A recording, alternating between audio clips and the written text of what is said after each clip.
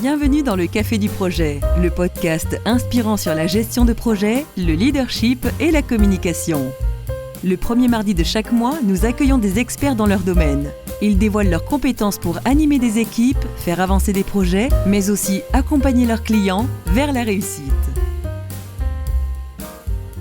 Bienvenue sur notre podcast Le Café du Projet, je suis Nicolas et aujourd'hui nous allons parler de contrat agile avec Caroline Lelay. Bonjour Caroline. Bonjour Nicolas, merci de me recevoir. Merci à toi d'être avec nous. Peux-tu te présenter en quelques mots et nous en dire plus sur ton parcours ? Alors moi je suis coach en transformation organisationnelle dans la région lyonnaise. Je suis à mon compte et j'accompagne du coup les entreprises et leurs équipes dans leur structuration, leurs pratiques, dans la conduite aussi du changement. Je suis très orientée à amélioration continue, résolution de problèmes et j'aime beaucoup travailler aussi sur l'empowerment des collaborateurs. J'ai également une expertise agilité, mais c'est pas ma seule expertise. Donc aujourd'hui, on va parler un petit peu de ça. Et pour donner un petit peu de contexte à tout ça, en fait, avant d'être à mon compte, j'ai voulu aussi découvrir le projet informatique un petit peu sous toutes ses coutures. Et donc, j'ai pu travailler dans des contextes publics, privés, grands comptes, start-up, internes, externes. Et donc tout ça afin de mieux cerner les challenges du domaine projet informatique. Ah oui, effectivement, c'est un parcours très riche. On y reviendra du coup un petit peu plus tard. Est-ce que déjà tu peux nous dire ce qui t'a attiré dans l'agilité ? Alors, je n'arriverai pas forcément à te donner une chose qui m'a attirée parce qu'en fait, je suis tombée dedans il y a quelques temps déjà, en projet de fin d'études, donc il y a 10 ans, ça date. Et en fait, rien m'a attirée en particulier parce que tout m'a paru très sensé. Je suis très alignée avec le travail des équipes, d'avoir des équipes pluridisciplinaires qui doivent donc rassembler toutes les compétences nécessaires pour mener à bien leur mission, avoir aussi cette capacité dans ces équipes de se dire qu'on ne sait pas tout et du coup d'être en capacité d'aller chercher ce feedback auprès de nos utilisateurs finaux de façon très régulière pour ensuite venir ajuster la trajectoire de notre produit. Tout ça, ça me paraît très sensé. Également, si j'en cite encore juste une troisième, je parlerai aussi de l'énergie, canaliser son énergie sur des missions court terme, moyen terme, plutôt que d'aller détailler des choses très lointaines qui forcément en fait vont être pas d'actualité le moment venu, donc tout en gardant quand même une vision long terme, contrairement à ce qu'on peut croire, on a des visions long terme en agilité. Donc voilà, c'est un petit peu toutes ces choses-là qui font que l'agilité est une approche aujourd'hui qui me parle pas mal. Alors c'est très intéressant, ça me fait penser à quelque chose. On nous pose souvent la question, comment est-ce qu'on fait pour travailler en agilité avec des clients qui ne sont pas agiles ? Ouais, c'est en effet une bonne question. On croit en général que si le client n'est pas agile, il n'y a aucun moyen de travailler en agilité avec lui. C'est pas toujours le cas. Alors ça va dépendre de chaque contexte, mais on en parlera. Moi, j'ai pu travailler en agilité avec des clients qui n'étaient pas forcément. Et la base de tout ça, c'est de ne surtout pas lui imposer de l'agilité, de pas être dogmatique là-dessus et de pas vouloir lui faire comprendre qu'on a raison, qu'il a tort et que c'est la seule façon de fonctionner. On n'est pas du tout là-dedans. L'important, c'est de comprendre que l'agilité peut être mal connue, mal comprise et donc faire peur à notre client. Et donc, il va falloir comprendre ses besoins. Souvent, les besoins de notre client vont se traduire avec des demandes de garantie. Notre client va avoir besoin de maîtriser son budget, de maîtriser ses délais, et c'est des demandes qui sont tout à fait OK, et ça ne veut pas forcément dire qu'on ne peut pas travailler en agilité avec lui. Donc, il va falloir lui proposer un mode de collaboration qui va répondre à ses besoins, tout en intégrant un petit peu l'agilité dont nous, fournisseurs, si je peux parler comme ça, nous avons besoin et envie d'avoir dans notre quotidien. Et donc, en général, nos clients sont tout à fait favorables au fait d'avoir des revues produits régulières, des livraisons d'éléments fonctionnels régulièrement également.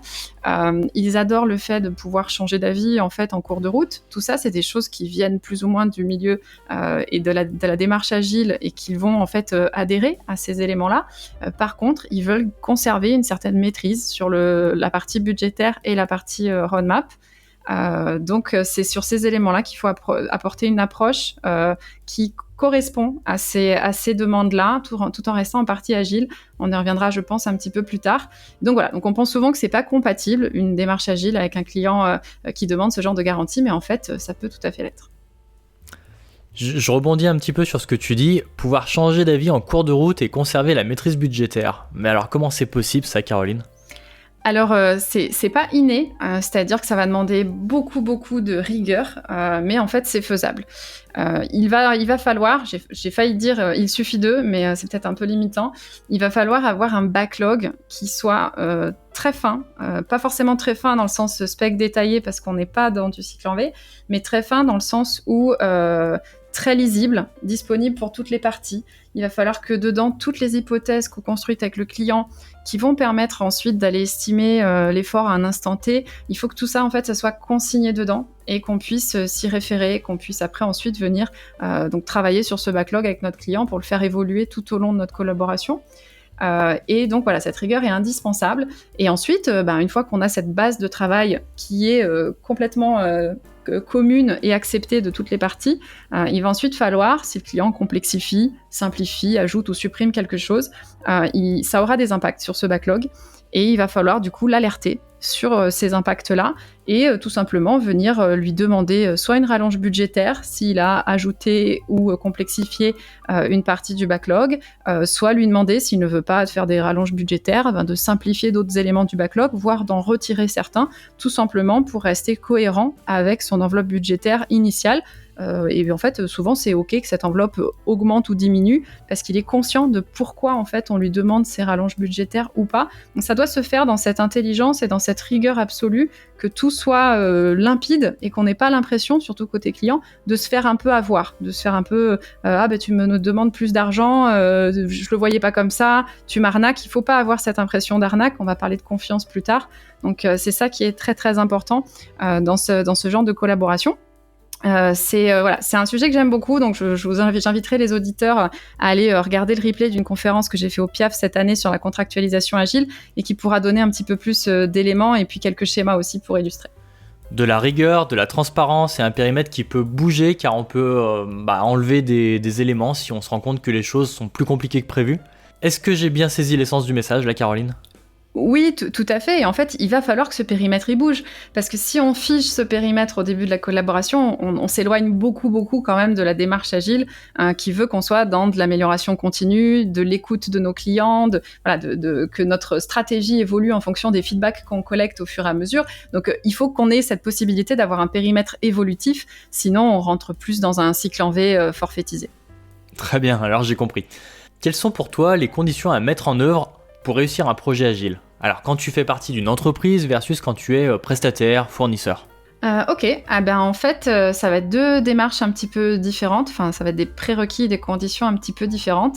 En interne, les prérequis vont souvent être de l'ordre de tout ce qui tourne autour de la culture d'entreprise. Parce que vous allez souvent voir des équipes qui vont être agiles dans une entreprise qui ne l'est pas forcément, ou avec des codes managériaux ou culture entreprise qui sont un petit peu antinomiques. Donc en fait, la base en fait pour vraiment réussir l'agilité au sein d'une entreprise quand on est interne, c'est d'embarquer toutes les strates managériales. En général, c'est bien quand ça part du haut, mais à minima sur du middle manager, ça peut être bien. Donc il faut que ces managers, ce management de l'entreprise soit vraiment moderne avec des postures de servant leader. C'est un terme qui revient beaucoup dans le management moderne et l'agilité, mais on a vraiment besoin de ça, que ce soit donc des personnes qui soient là pour soutenir, accompagner les équipes et qui délèguent les décisions au sein même des équipes, qui sont les mieux placées pour savoir ce dont leur produit a besoin, toujours basé sur des feedbacks utilisateurs externes, mais en tout cas, cette équipe est la plus proche du terrain pour pouvoir analyser ces informations-là et décider ce qui est le plus pertinent. Il va falloir également éviter d'avoir plusieurs managements et donc plusieurs managers autour d'une équipe. On voit souvent dans les équipes agiles donc des équipes pluridisciplinaires et c'est ce qui en fait leur force. Cependant, on va souvent tomber avec un manager par expertise dans l'équipe. Donc un product owner avec un manager, des devs avec un ou plusieurs managers, les QA, les designers, etc. Donc on se retrouve avec une équipe qui a 2, 3, peut-être 4 personnes autour d'elle qui viennent les accompagner dans les objectifs, les directives, etc. Et donc forcément, il y a un moment où ça va produire des désalignements dans l'équipe avec ce multi-management, potentiellement même des petites guerres de clans. Et pour éviter ça, en général, on va plutôt essayer d'avoir probablement ce qu'on va appeler un engineering manager ou du moins un manager de proximité qui soit un manager de l'équipe indépendamment de cette pluridisciplinarité, ce qui n'empêchera pas chacune des personnes de l'équipe d'avoir des contacts réguliers avec des experts dans leur domaine à travers des communautés de pratique ou différents types de dispositifs qui sont là pour ça. Et ensuite, juste pour en citer un petit dernier sur l'interne, il va falloir vraiment changer de mindset sur tout ce qui est roadmap et planification. Il faut plutôt être orienté delivery de valeur, delivery de qualité, plutôt qu'en fait de quantité. On est beaucoup trop souvent aujourd'hui sur des plannings avec en fait de la feature, et on te sort X features par mois. Si pendant un mois on sort aucune feature, on a l'impression que les équipes n'ont rien fait. Et en fait, c'est ça qui empêche de vraiment aller au but même de l'agilité, qui est de vraiment faire ce qui est nécessaire pour le produit en écoutant ses utilisateurs, et parfois le moins c'est mieux en fait, hein. Donc il va falloir être en capacité de se donner du temps et des moyens pour mesurer l'impact de ce qu'on fait, pour orienter stratégiquement les évolutions du produit. Et souvent, les roadmaps les plus chargés sont pas forcément les roadmaps les plus pertinentes et les plus productives. Parfois, on n'est même pas forcément rentable à avoir fait 40 features à l'année, quoi. Donc voilà, il y a ces trois aspects-là, je pense, pour résumer rapidement sur le côté interne. Et sur le côté externe, je vais essayer d'être un peu courte. C'est pas mon fort, tu l'as remarqué. En côté externe, pour moi, le prérequis numéro 1, ça va être vraiment d'embarquer les équipes commerciales dans l'approche, la démarche agile. Il n'y a rien de pire, en fait, que de mévendre une approche, un projet à un client. Et du coup, ce client, par la suite, en fait, il va être déçu à un moment donné dans la collaboration, et on aura beaucoup de difficultés. Ce sera quasi impossible et très énergivore de redresser la barre auprès de ce client.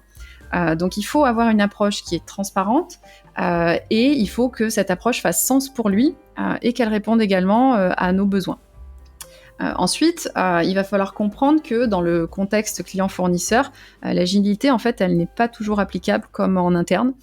Il va falloir s'adapter à notre client pour créer cette relation de confiance, puis lui montrer, en fait, par empirisme, tout au long de la collaboration, que les promesses sont bien tenues.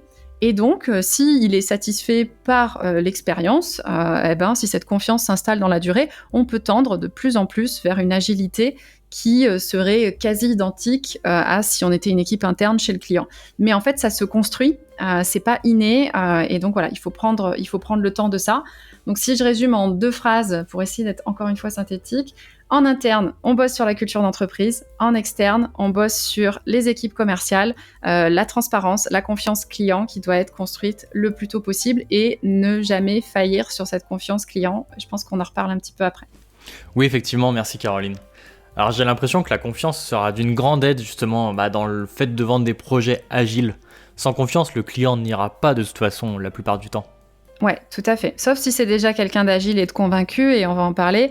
Mais c'est vrai que sinon, si c'est abstrait pour lui, il faut que la méthode, la démarche, peu importe comment on l'appelle, il faut qu'il soit convaincu. Au bout d'un moment, il faut faire ses preuves. Très bien, c'est assez complet. Je te remercie Caroline. Ta réponse couvre différents cas du coup. Est-ce que tu aurais des règles d'heure à nous partager pour mettre en place un contrat agile ? Ouais, alors je sais pas si elles sont universelles, en tout cas d'expérience dans certains de mes cas de figure, ça a fonctionné. Donc je vais revenir sur mes histoires de confiance et d'avant-vente, hein, mais pour moi il faut démarrer cette avant-vente quand on rencontre un prospect pour la première fois, qu'on a envie de contractualiser en agile, que ça n'a pas l'air tout à fait d'être ce qu'il aimerait en tout cas de prime abord. Il va falloir faire une avant-vente aux petits oignons, vraiment, il faut faire 0 faux pas. Il faut construire cette confiance client, et il ne faudra jamais la perdre ni la détériorer. Et donc pour ça, il faut en fait déjà tout d'abord être en capacité de lire le type de prospect qu'on a, j'allais dire en face de nous, mais plutôt à côté de nous, parce qu'on est quand même dans une démarche plutôt collaborative, hein. Alors, c'est pas très joli les termes que je vais employer, mais moi, je vois 4 grandes catégories de prospects de prime abord. Il y a les prospects qui sont agiles, ils connaissent, ils font, ils savent faire, ils apprécient, donc ils sont pas à convaincre, hein, ce sera pas un sujet avec eux. Il y a ceux que je vais plutôt appeler les agilo-friendly, il y a une appétence, il y a une volonté, mais voilà, il reste encore des flous par rapport à l'agilité chez eux. Et il y a ensuite les 2 cas qui sont un peu plus complexes à contractualiser, ceux que je vais appeler les agilo-sceptiques et les anti-agiles. Et donc, tant qu'on ne sait pas quel type de prospect on a à côté de nous, on ne peut pas savoir quel mode de collaboration on va pouvoir mettre en place avec eux dans une relation gagnant-gagnant. Et c'est ça qu'il va falloir identifier assez tôt. Et donc, pour donner quelques petites idées, Si on a un client donc, qui est agilo-friendly ou agile, là, on ne se pose pas trop la question, on va faire une régie, donc on va mettre à disposition des talents chez ce client-là, et c'est en général suffisant, il n'y a pas besoin d'aller chercher d'autres types de contractualisation. Quand le client, pour le coup, il est anti-agile, malheureusement, là, la contractualisation, si on veut vraiment bosser avec ce client-là parce que son domaine d'activité nous plaît, parce qu'on a un bon feeling avec lui, on n'est juste pas raccord sur l'approche, là, si on veut vraiment collaborer, la première collaboration va devoir se faire avec un forfait qui va être pas agile, donc cahier des charges bien ficelé, entre guillemets, cycle en V. Et on essaiera toutefois, en fait, de faire de l'itératif et de l'incrémental, ce qui va nous permettre d'avoir des revues clients régulières et de commencer en fait à l'amener vers quelque chose de plus agile sans même forcément des fois utiliser les termes, parce que parfois les termes font peur alors que l'activité fait moins peur. Donc autant qu'il le fasse et qu'il se dise « Ah, c'est chouette », qu'on lui dise « Je vais te faire faire de l'agilité » et qu'il dise « Surtout pas », alors que potentiellement il y aurait adhéré. Donc voilà. Et donc possiblement, quand on travaille au fur et à mesure dans ce contrat qui à la base n'est pas agile, dans la collaboration, on pourra ramener à des choses un petit peu plus agiles et modifier les modes de contractualisation, soit sur un prochain projet, voire même en cours de collaboration. Les avenants de contrat, ça peut aussi servir à ça. Alors du coup, on peut passer d'un forfait à une régie. Alors, il y a peut-être un entre-deux avant, tout à fait, mais en fait, oui, il y a des clients qui commencent en forfait, et qui en fait se rendent compte que la confiance est là, l'équipe est compétente, et donc pas de souci, on va pouvoir assouplir le contrat et arriver en effet sur quelque chose où même côté client, c'est confortable de pas avoir à tout détailler dans des pages et des pages de cahier des charges pour les X mois à venir. Donc ils y trouvent aussi quelque chose de confortable pour eux et de beaucoup moins chronophage. Donc c'est de toute façon le but d'une relation qui marche bien, contractuelle ou pas, c'est une relation gagnant-gagnant. Il faut que chacun y trouve son compte. Et donc, en effet, on peut passer au fur et à mesure d'un forfait à quelque chose de plus en plus régi. Et donc là, je vais parler du cas entre deux, qui est le client que je vais appeler agilo-sceptique. Donc, il n'est pas bloqué à vouloir faire un forfait absolument, mais il faut quand même le convaincre parce que la régie ne lui correspond pas. Et donc, qu'est-ce qu'on fait avec ces clients-là ? Et c'est là où passe toute cette partie avant-vente, hyper aux petits oignons, extrêmement claire, extrêmement transparente. On présente le mode de collaboration qu'on lui propose, on explique en fait les avantages et les implications en fait de ces modes de travail qui vont être des modes qui tendent vers l'agilité. On va avoir des équipes qui peuvent travailler en Scrum, etc. Mais le contrat va être un peu moins libre qu'une régie. Et donc, il faut faire comprendre à ce client qu'on va avoir besoin de lui, parce que oui, vous voulez regarder le produit régulièrement, on veut vous le montrer avec grand plaisir régulièrement, mais il vous faut de la disponibilité, des gens, on va dire, référents chez vous à qui on peut s'adresser pour avoir une continuité aussi dans le travail collaboratif. Voilà, tout ça s'explique, et quand le client adhère en fait à ces éléments-là, dans cette avant-vente, on va lui apporter en fait les garanties via cette confiance et cette méthode très clairement expliquée. Et donc, on crée cette confiance avant de signer. Et ensuite, une fois qu'on a signé, ce qu'on peut faire, moi c'est ce que j'ai testé en entreprise dans différents contextes et qui a pu marcher avec certains clients, pas avec tous, c'est ce que j'appelle le sprint forfait. Donc c'est pas une régie, parce que le client agilo-sceptique, il en veut pas. C'est pas un forfait, parce que nous, fournisseurs, ça nous convient pas parfaitement. Et donc c'est un entre-deux, on forfaitise au sprint. Vu que je suis bavarde, je m'étale pas plus, mais voilà, c'est quelque chose que j'ai pu détailler dans cette conférence au PIAF, et que je vous inviterai d'aller regarder avec les petits schémas qui vont bien, et qui peuvent expliquer comment on peut forfaitiser sans avoir à faire un cahier des charges extrêmement lourd, en tout cas au démarrage du projet, et faire ça plutôt au fur et à mesure comme on aime le faire dans une démarche agile. Alors oui, Caroline, tu es bavarde, mais je ne veux surtout pas t'arrêter tellement le sujet est intéressant. Je suis désolée, en plus je sais que je parle un petit peu vite, mais on m'a dit que j'articulais bien, donc je pense que les auditeurs me comprendront. Et puis l'avantage du podcast, c'est qu'on peut le faire en vitesse réduite. Exactement. Alors du coup, je t'ai posé la question des règles d'heure. Maintenant, j'aimerais plutôt te demander quel est ton retour d'expérience sur la mise en place d'un contrat agile ? Alors oui, ce ne sera pas un vrai Rex parce que c'est une multitude d'expériences qui m'ont amené en fait à travailler sur ces forfaits sprint ou autres. Mais quand on est dans ce cas-là, donc cet entre-deux où la régie n'est pas imaginable, que le forfait n'est pas non plus imposé, donc on est sur ce sprint forfait, quelque chose d'un peu hybride. La mise en place du contrat, elle est simple, entre guillemets, uniquement si cette confiance client, elle est construite. Et donc, ça paraît évident.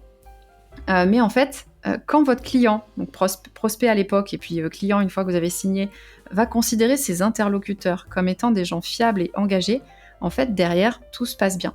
On a d'ailleurs un contrat où, dans une écrasante majorité des cas, on va jamais s'y référer. Parce qu'on aura nos documents de travail de référence, on aura des points de synchro très réguliers avec notre client, et la confiance étant là, ça ne veut pas dire qu'on n'a pas le droit de se tromper et qu'on n'a pas le droit aussi d'assumer nos erreurs de part et d'autre, mais on n'aura plus besoin, ce contrat, il est là au dernier cas, si jamais il y a un vrai problème, mais si la confiance est là, on n'a plus besoin de ce parachute, même si il faut toujours faire des contrats, je ne dis pas qu'il ne faut pas en faire. Donc voilà, donc côté fournisseur, qu'est-ce que ça va impliquer ? Il ne faut pas faire de faux pas, en tout cas au démarrage, pour venir construire cette confiance client. Il va falloir que nos équipes commerciales, elles vendent des choses qui sont cohérentes et donc ne jamais s'avancer sur des sujets qu'elles ne maîtrisent pas. Donc il ne faut pas vendre sans savoir la réelle faisabilité des choses par nos collègues des équipes de réalisation. C'est extrêmement important parce que sinon le client va croire qu'il s'est fait avoir, qu'on lui a menti, et c'est pas un mensonge volontaire, c'est qu'on a un commercial qui n'est pas un expert et qui a mécompris quelque chose ou survendu quelque chose, et ça nous met tout seul en difficulté, parce que la faute est 100% du côté fournisseur dans ce cas-là. Donc forcément, voilà, il va falloir être outillé. Encore une fois, j'ai quelques exemples d'outils dans cette fameuse conf. Je fais un peu de pub.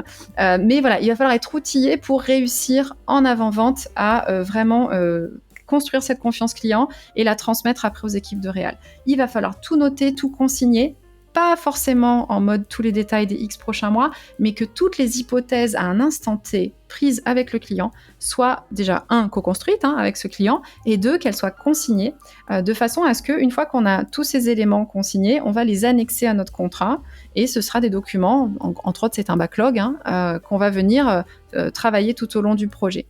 Et en fait, ce backlog, quand on l'annexe au contrat, si le client le regarde, et j'espère qu'il le regardera, il faut qu'à aucun moment il se dise « mais c'est pas ce qu'on s'était dit » ou « moi j'avais pas compris les choses comme ça ». Il faut que ce document de référence, il soit limpide pour tout le monde, de façon à ce qu'on se sente confortable. Donc il faut contractualiser l'agilité de façon à ce qu'on soit en maîtrise du besoin client et que le client soit en confiance avec nous. Et donc, petite pas aparté, mais on va dire petit complément.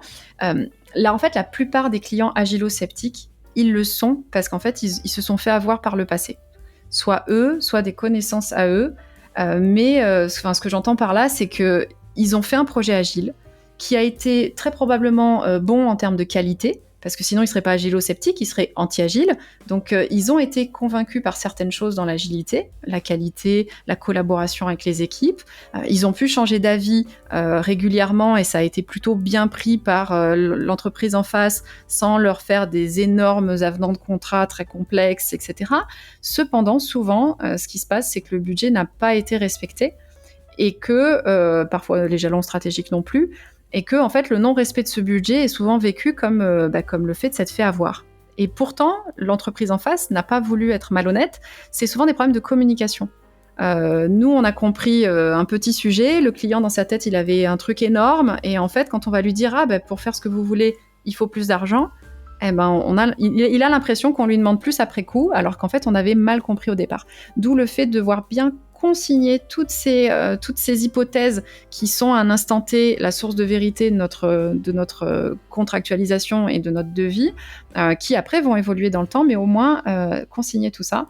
Donc voilà, l'agilité, quand elle manque de rigueur, elle peut être en effet très déstabilisante pour un client. Il n'y a rien de plus inconfortable que d'avoir de la qualité, mais d'exploser les budgets.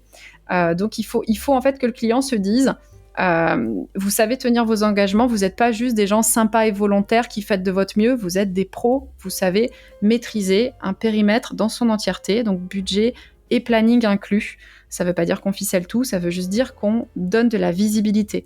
Vous voulez faire ça plus complexe, ça va prendre plus d'argent, ça va prendre plus de temps. Est-ce que vous êtes OK avec ça ? Ou est-ce que vous voulez faire des vases communicants à droite et à gauche pour qu'on colle avec votre budget initial et qu'on colle avec vos jalons stratégiques initiaux ? Et c'est cette communication permanente qui va vraiment permettre aux clients d'être embarqués et d'être responsabilisés sur ces décisions. Parce que souvent, on dit oui, monsieur le client, mais non, quand le client vous demande plus complexe, alors que c'était très clair que vous n'aviez pas mis ça à la base sur votre devis, il faut le responsabiliser sur le fait qu'il se dise lui-même, oui, je demande plus complexe, donc c'est logique que vous me demandiez plus d'argent.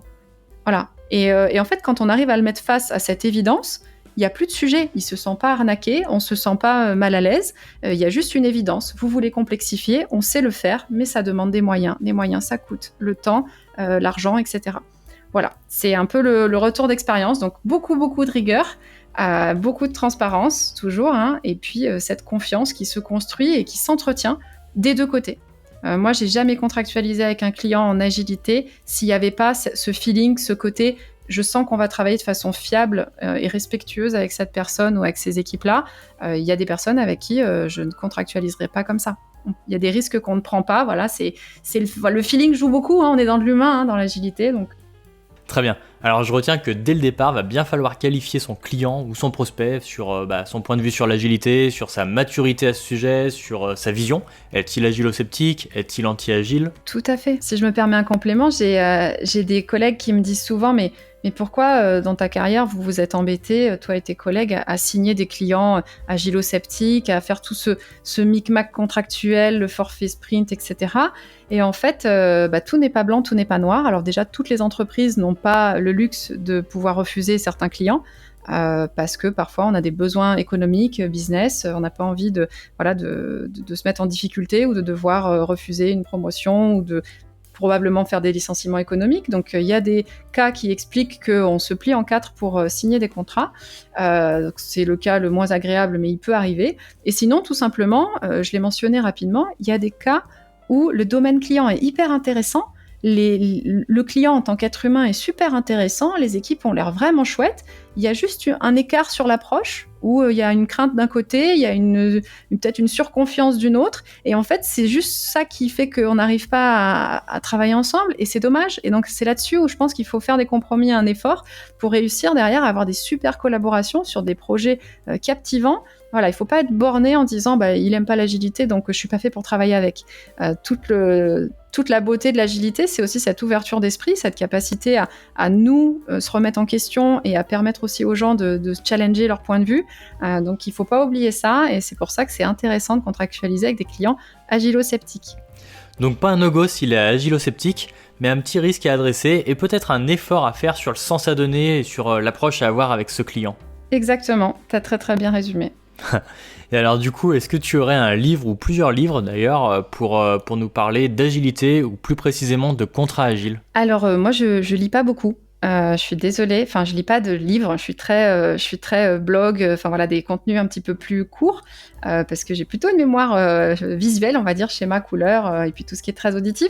Donc je vais vous proposer plutôt d'aller regarder ce que fait l'équipe de La Pause Cast, qui, du coup, comme son nom l'indique, est un podcast, qui est faite par la communauté agile de l'entreprise Apollo. Dont pas mal de collaborateurs sont en région lyonnaise. Et donc, on vous mettra les liens, hein, mais c'est assez intéressant ce qu'ils proposent. Et sinon, un blog que j'adore tout particulièrement, qui est le blog de Maxence Walbrou, qui s'appelle Bloculus, qui lui va partager plein d'outils sur le coaching, la facilitation. Il y a énormément d'éléments visuels, de schémas, d'infographies qui sont très précieuses. J'aime beaucoup ce qu'il fait.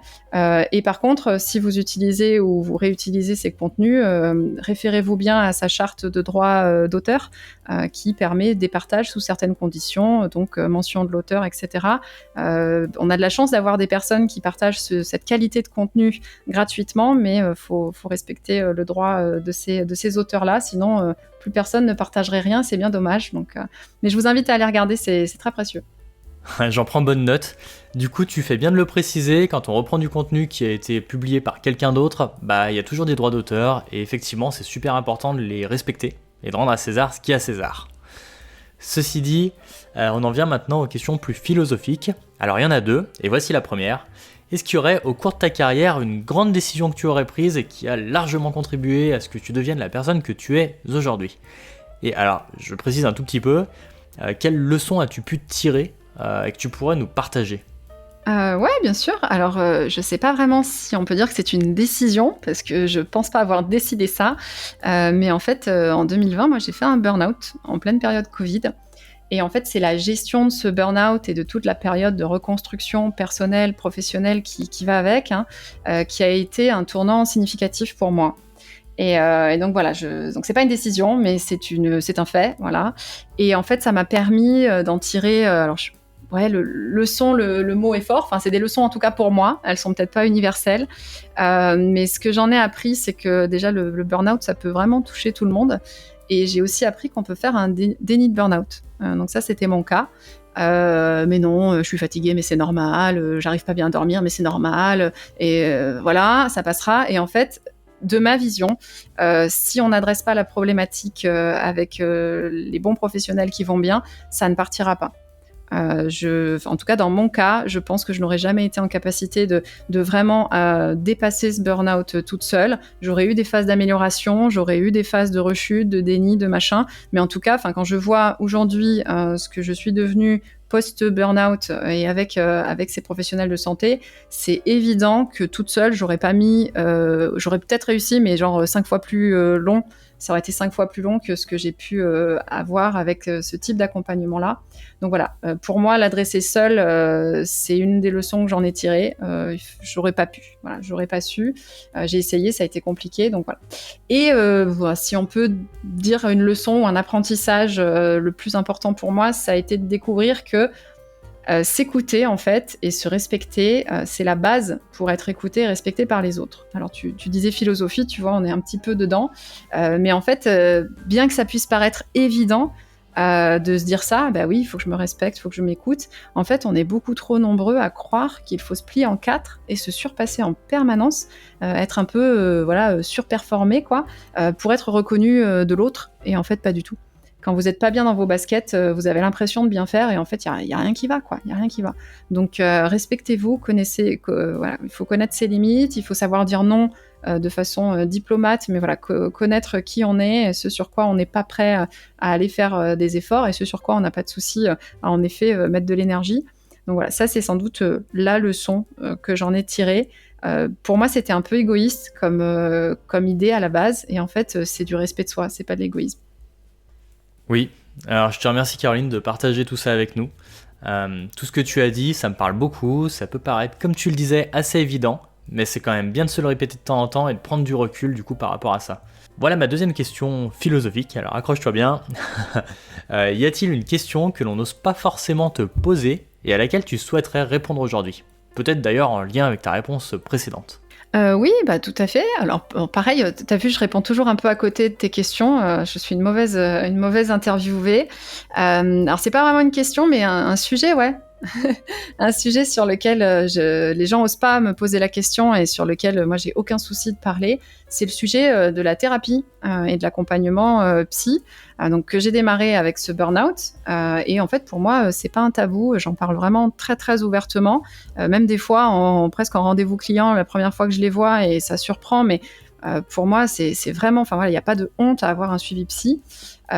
Et voilà, c'est même quelque chose qui, avec le recul, j'aurais voulu démarrer bien plus tôt dans ma vie, si j'avais vraiment compris ce que c'était et ce que ça m'apporterait. Je pense que, de moi-même, j'aurais enclenché une démarche il y a bien longtemps. Et pourquoi les gens le font pas et pourquoi je l'ai pas fait moi-même plus tôt ? Tout simplement parce qu'on est dans ces préjugés que la thérapie, c'est pour les fous ou c'est pour les faibles. Alors, je grossis un peu le trait, mais on n'est pas loin de ça.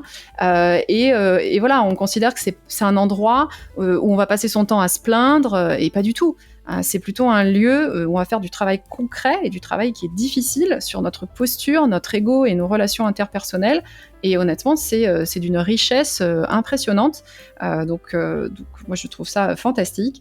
Si je résume vite fait, moi, ce que ça m'apporte et comment je vois ce type d'accompagnement, pour moi, ça va permettre d'abord de prendre du recul sur des situations qui sont déplaisantes pour nous et de développer des outils pour nous aider à gérer ces challenges du quotidien. Donc, on n'est pas du tout dans la plainte victimaire, on est vraiment dans quelque chose de « ça me convient pas, je veux que ça bouge, aidez-moi à trouver des outils, je les mets en place, je me les approprie et maintenant, c'est plus un sujet, c'est plus douloureux pour moi de vivre telle ou telle situation ». Ça va aussi nous permettre d'apprendre à comprendre, à respecter et à gérer nos émotions, mais aussi celles des autres. Et un point qui a été pour moi assez fort à comprendre, et j'ai peut-être mis un peu le temps, mais de comprendre aussi que notre mode de fonctionnement et notre prisme de lecture à nous n'est pas universel et que c'est pas le bon. Et que sous-entendu, c'est pas parce que quelqu'un fait quelque chose qui pour nous paraît insensée, pas logique, voire pas OK, que cette chose-là ne peut pas s'expliquer et être logique dans le contexte de la personne. Voilà, on n'est pas meilleur que lui, on n'est pas meilleur que lui ou elle. Voilà, donc ça c'est hyper important. Et en fait, c'est assez paradoxal, mais ça m'a à la fois permis d'être plus dans l'humilité et la gratitude, tout en me respectant et en me faisant respecter plus. Donc c'est vraiment cette prise de recul, cette profondeur de travail qui permet ça. On parlait du respect de soi tout à l'heure. Je me respecte beaucoup plus, mes limites, mes choix, voilà, mes positions. Et pourtant, je suis beaucoup plus humble. J'ai moins le melon qu'avant. Alors, j'ai toujours estimé que j'avais pas trop eu le melon, mais je peux dire qu'aujourd'hui, j'ai moins le melon qu'avant. Donc, il y a tout ce travail sur la conscience de soi et l'humilité qui sont très importants.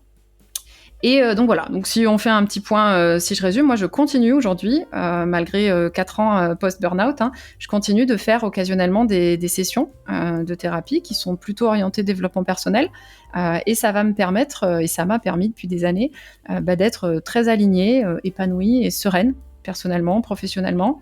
Et c'est étrange à dire, mais voilà, je dois ça à mon burn-out. Et donc, cette prise de conscience qui a été déclenchée a été complètement salutaire. Donc, je peux qu'inviter les gens, surtout dans une culture française et européenne qui est un peu anti-thérapie, à aller explorer en fait à quoi ça sert un accompagnement psy. Et clairement, ça fait du bien.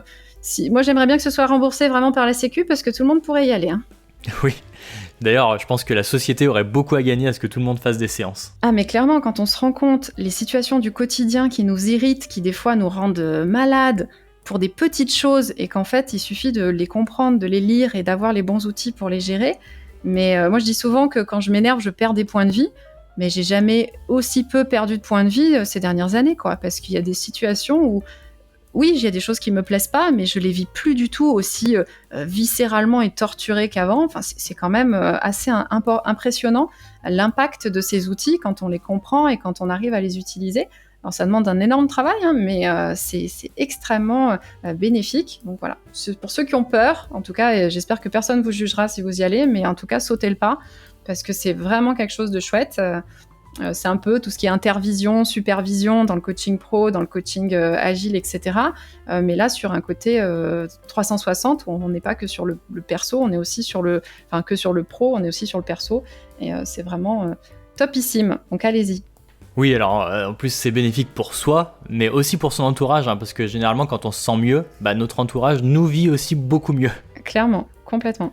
Eh bien, merci Caroline pour ta participation avec ce retour d'expérience précieux sur l'agilité et puis sur les contrats en fait, plus précisément. Et puis merci aussi de t'être confiée sur des sujets qui sont pas toujours simples à aborder. Si nos auditeurs souhaitent te contacter suite à la diffusion de cet épisode, quel serait le meilleur moyen ? Écoute Nicolas, merci beaucoup à toi et puis merci à tous ceux qui nous écoutent ou qui nous ont écoutés. Moi c'est tout simple, vous pouvez me contacter sur LinkedIn, on vous laissera le lien, c'est mon moyen principal de contact. Merci Caroline. Et bien voilà, c'est la fin de cet épisode. Comme toujours, si vous l'avez apprécié, vous savez ce qu'il vous reste à faire. D'ailleurs, n'hésitez pas à contacter Caroline pour la remercier. Et pour me contacter moi, ça se passe sur le site caféduprojet.net, rubrique à propos. D'ailleurs, c'était aujourd'hui le dernier épisode de cette première saison, donc j'espère qu'elle vous a plu. Nous nous retrouverons donc après la pause estivale, le premier mardi de septembre.